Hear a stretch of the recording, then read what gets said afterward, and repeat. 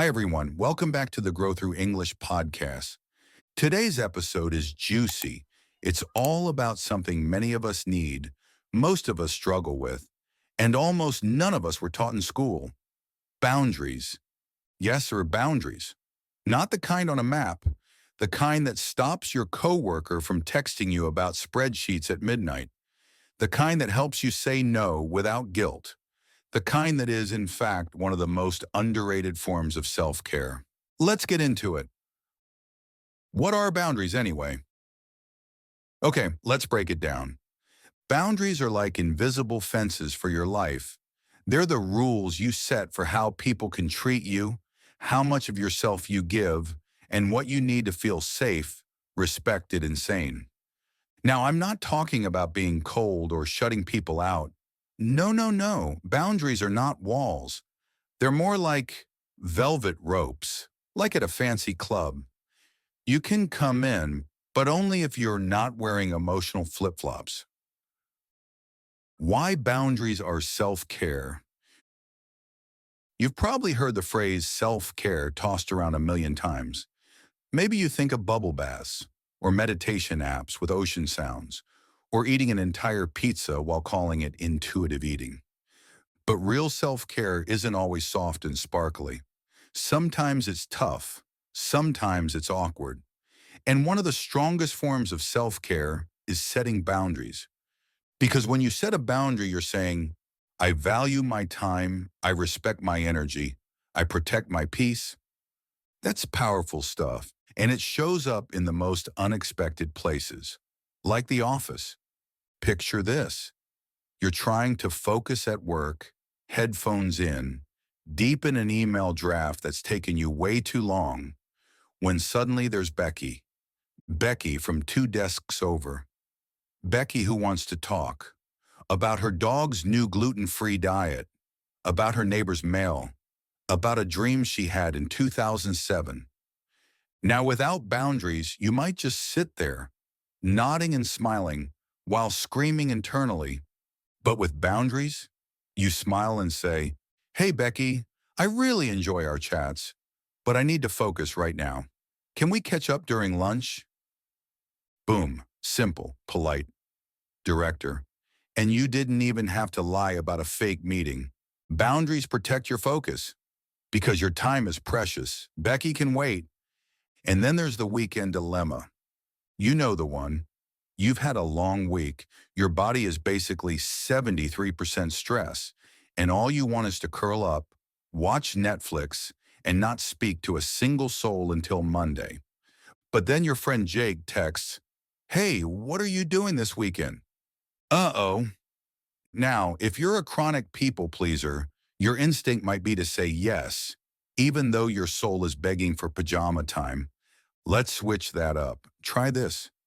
Hey, Jake, thanks for thinking of me. I'm laying low this weekend to recharge. Let's try next week. No lies, no guilt, no over-explaining. You just honored your need for rest, and trust me, that's one of the healthiest boundaries there is. Of course, not all boundary challenges are with friends or coworkers. Sometimes they live in your phone, more specifically in the family group chat.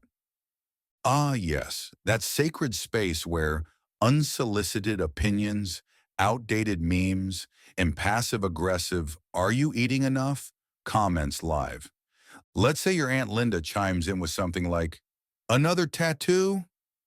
Interesting. Or when are you going to settle down and get a real job?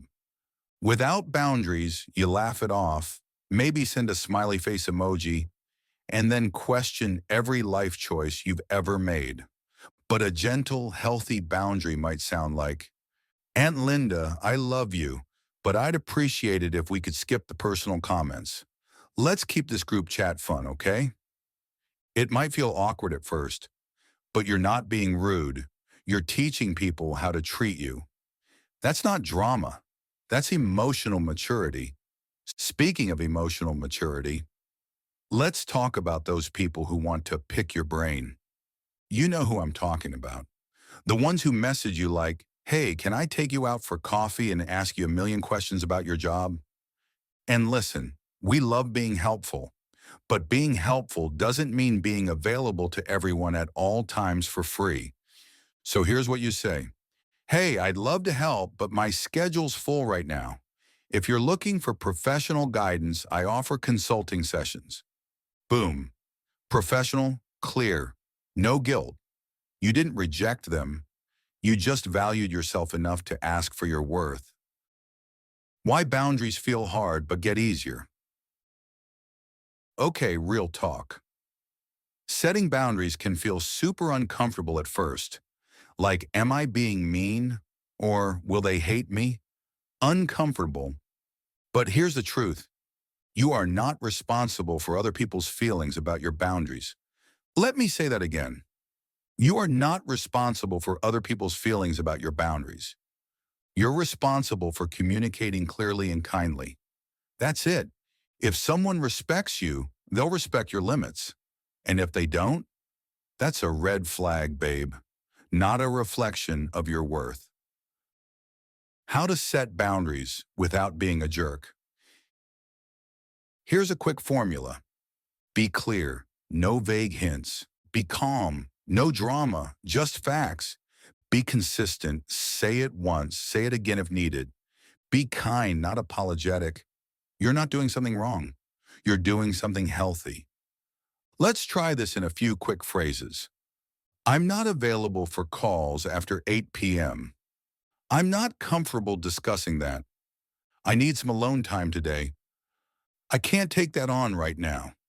Simple, clean, boundary magic. What happens when you set boundaries?